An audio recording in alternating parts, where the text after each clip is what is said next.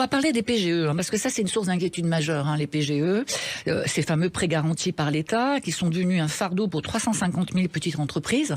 68% des bénéficiaires du PGE considèrent que ce prêt pèse gravement sur leur développement et que le rembourser est digne de beaucoup de sacrifices. Alors, qu'est-ce que vous avez à nous dire sur ce sujet et vous, quelle solution vous préconisez ? Alors, tout bêtement, aujourd'hui, ce qu'on souhaite, c'est qu'on puisse étaler le PGE de manière beaucoup plus importante dans des dispositifs qui soient appropriés aux TPE. Alors, il faut savoir que le gouvernement est conscient de ce problème, même si on nous explique depuis un certain nombre de mois déjà qu'il n'y a pas d'inquiétude à avoir. Nous, ce qu'on constate aujourd'hui, c'est que le PGE, dans une économie qui reste quand même assez compliquée au niveau de nos entreprises de proximité, c'est 2 000 € à peu près de remboursement mensuel, dans le cadre d'une étude que le SDI a faite et que le Sénat a confirmée. Et donc, à partir du moment où vous avez des difficultés, comme vous l'avez souligné tout à l'heure, pour nous payer, enfin pour se payer, forcément le PGE, qui a été un outil qui a préservé l'outil de production de nos entreprises, aujourd'hui devient effectivement un fardeau. Et donc, beaucoup de nos adhérents, plus de 60% effectivement, nous expliquent aujourd'hui qu'il est nécessaire pour eux de pouvoir l'étaler sur une durée un petit peu plus importante.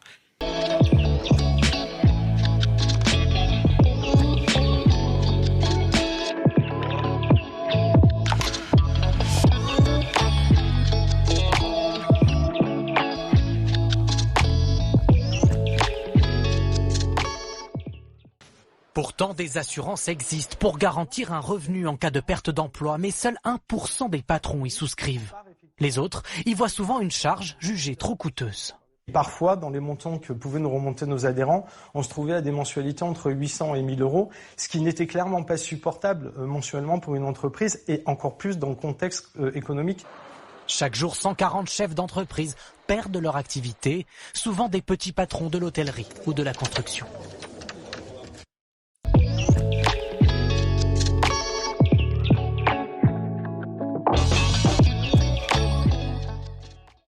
Une récente enquête du syndicat des indépendants révèle une profonde inquiétude parmi ces professionnels. 80% des commerçants et des petits patrons interrogés affichent un état d'esprit alarmant. 47% d'entre eux gagnent moins que le SMIC, en dépit d'une moyenne de 48 heures de travail par semaine. Je suis sûr que certains vont se reconnaître. Le gouvernement a la capacité de fournir ces filets de sécurité. Reste à savoir s'il en a la volonté. Oui, un tableau bien inquiétant dont on parle avec votre invité qu'on accueille avec plaisir sur Sud Radio, Marc Sanchez. Bonjour à vous. Bonjour. Vous êtes secrétaire général du syndicat des indépendants et des très petites entreprises. Vous êtes l'invité de Muriel Rayus. Bonjour Marc. Bonjour. Alors ce syndicat, il existe depuis 30 ans.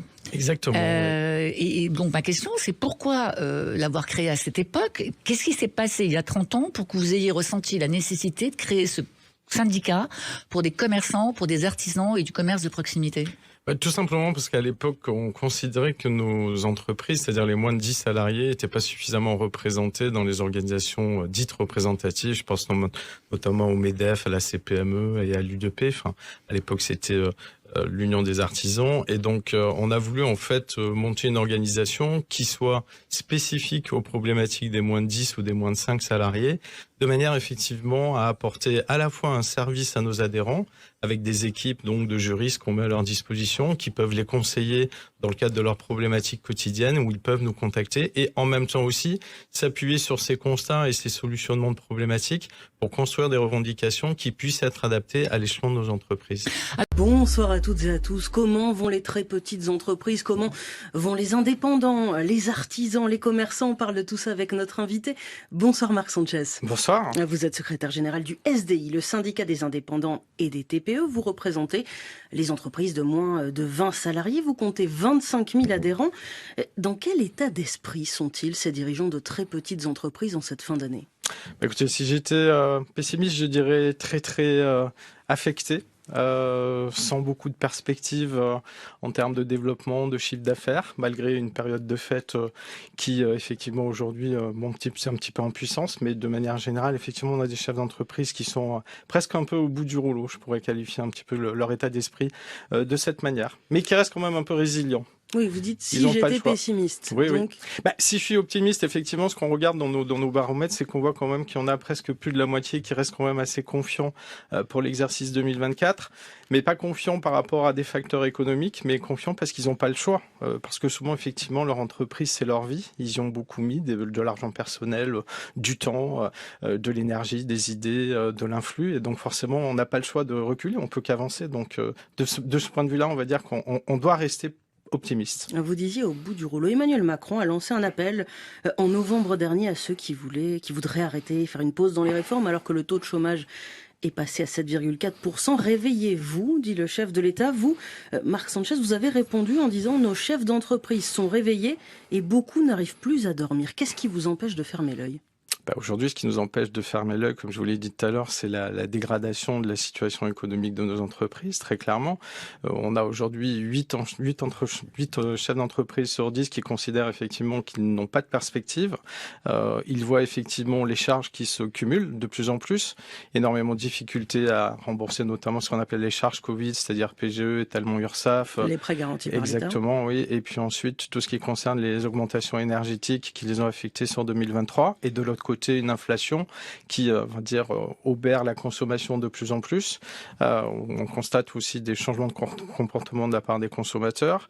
Je dirais que ça affecte tous les secteurs d'activité en plus de ça. Donc forcément, quand on entend cette injonction, même si elle est peut-être dite effectivement dans un contexte un petit peu différent, on est un petit peu choqué pour le moins, oui.